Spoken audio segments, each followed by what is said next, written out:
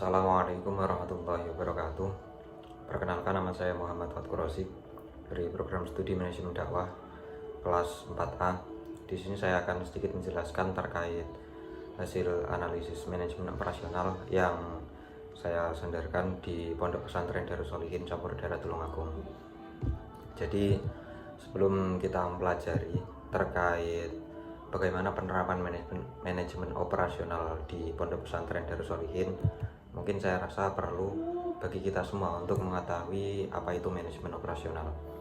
Jadi manajemen operasional itu adalah rangkaian perencanaan, pengorganisasian, pelaksanaan, dan pengawasan terhadap seluruh proses yang mengubah input menjadi output berupa layanan atau produk yang bermanfaat, dan itu dilakukan secara seefisien dan seefektif mungkin. Apabila kita sandarkan pada lembaga dakwah seperti halnya pondok pesantren, manajemen operasional itu tentu berperan dalam proses pendidikan, ibadah, dan juga pengasuhan santri agar berjalan tertib dan juga bermutu. Untuk tahapnya mungkin ada 4: perencanaan, pengorganisasian, pelaksanaan, dan juga pengawasan. Untuk selanjutnya terkait profil objek observasi yang saya tuju, yaitu Pondok Pesantren Darus Sholihin. Pondok Darus Sholihin itu didirikan pada tahun 1993. Pengasuh serta pendirinya yang saat ini yaitu Kiai Haji Muhammad Faisal Soleh. Lalu untuk metode pembelajaran di Pondok Pesantren Darus Sholihin itu adalah metode salafiyah. Untuk alamat pondoknya itu berada di Campur Daerah Tulungagung. Unit pendidikannya ada 4. Yang pertama ada tahfidzul Quran, terus ada juga madrasah diniyah, ada juga yang formal yaitu SMP Islam, dan juga madrasah aliyah. Jadi di Pondok Pesantren Darus Sholihin itu lembaga pendidikan Islam yang berbasis salafiyah. Pondok pesantren tersebut itu memadukan antara pengajaran kitab kuning, tahfidzul Quran, dan juga pendidikan formal seperti SMP dan juga MA. Dan itu dilaksanakan dalam satu naungan yaitu Pondok Pesantren Darus Sholihin. Sebagai lembaga dakwah, pesantren Darus Sholihin itu menjalankan fungsi ganda, yaitu pusat pembinaan akhlak dan ibadah para santri, sekaligus penyelenggara dari pendidikan formal berjenjang bagi santri yang masih di jenjang pendidikan bangku persekolahan. Lalu terkait konsep dan juga karakteristik operasional, mungkin dari konsep terlebih dahulu ya. Konsep manajemen operasional yang ada di Pondok Pesantren Darus Sholihin itu saya klasifikasikan menjadi 4. Yang pertama perencanaan kegiatan, dan di situ itu mengacu pada kalender akademik, kalender diniyah dan juga formal yang ada di pondok pesantren. Lalu untuk pembagian tugas antara pengasuh, ustadz, dan pengurus pondok.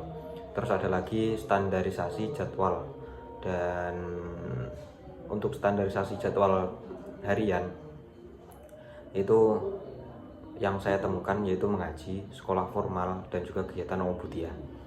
Lalu yang terakhir itu terkait konsepnya adalah pengawasan melekat oleh pengurus pondok dan juga dewan asatidz. Untuk karakteristiknya sendiri, jadi karakteristik operasional yang ada di Pondok Pesantren Darus Sholihin itu berupa jasa. Mengapa seperti itu? Karena output utama dari Pondok Pesantren Darus Sholihin itu berupa pendidikan, pembinaan, akhlak, dan juga pelayanan santri, bukan seperti barang fisik. Untuk ruang lingkup kegiatan operasional daripada Pondok Pesantren Darus Sholihin yang saya temui itu ada 4. Pendidikan yang pertama ada pendidikan diniyah. Di sini seperti pengajian kitab kuning, tahfidzul Quran, dan juga madrasah diniyah. Terus yang kedua itu ada pendidikan formal, seperti yang saya sebutkan tadi, ada SMP Islam dan juga madrasah aliyah. Lalu yang ketiga itu ruang lingkupnya ada pengasuhan santri, seperti halnya pengaturan asrama, konsumsi, kesehatan, dan juga kedisiplinan santri yang mungkin. Terus yang terakhir itu ada kegiatan ubudiyah.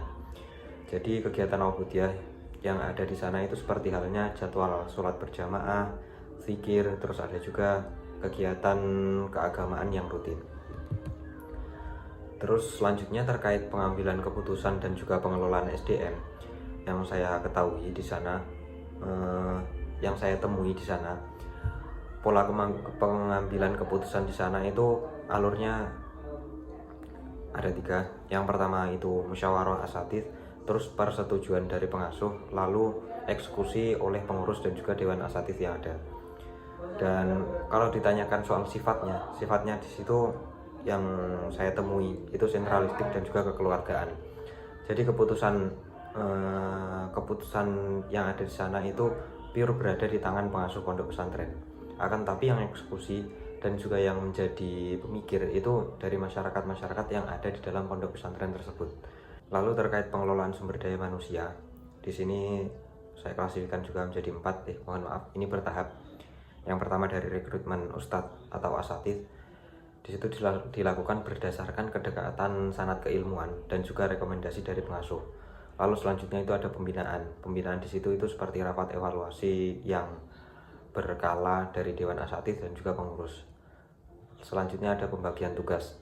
Nah, di sini itu untuk pembagian tugas yang saya temui itu sesuai keahlian dari setiap bidang-bidang yang diampu oleh pengurus maupun dewan asatidz. Seperti halnya yang bagian tahfidz nanti mengurus tahfidz, yang bagian kitab kuning nanti mengurus kitab kuning, dan ataupun yang bagian formal itu akan mengeksekusi bagian formalnya.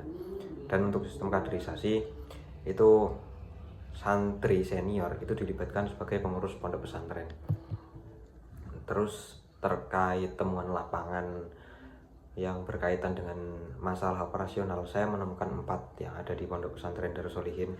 Yang pertama ada keterbatasan SDM formal, yang kedua ada sistem administrasi manual, yang ketiga ada sarana prasarana yang bisa dibilang masih terbatas, terus ada lagi minim standar operasional tertulis.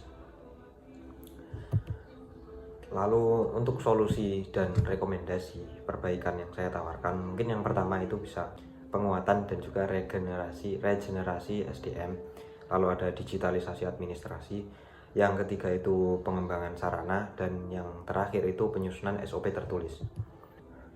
Jadi kesimpulan dan refleksi yang saya dapatkan dari observasi saya di Pondok Pesantren Darus Sholihin itu, menurut saya penerapan manajemen operasional di Pondok Pesantren Darus Sholihin walaupun masih bersifat tradisional dan juga kekeluargaan, sistem di sana itu sudah menopang berjalannya 4 bidang layanan utama secara konsisten selama kurang lebih 20-an tahun.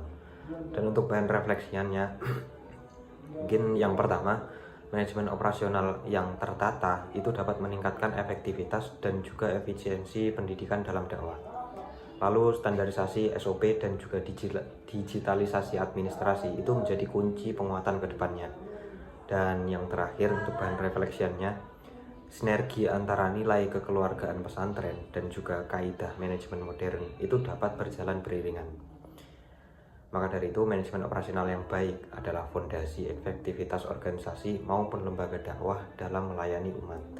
Sekian dari saya, kurang lebihnya mohon maaf. Wallahul muwaffiq ila aqwamit thoriq. Wassalamualaikum warahmatullahi wabarakatuh.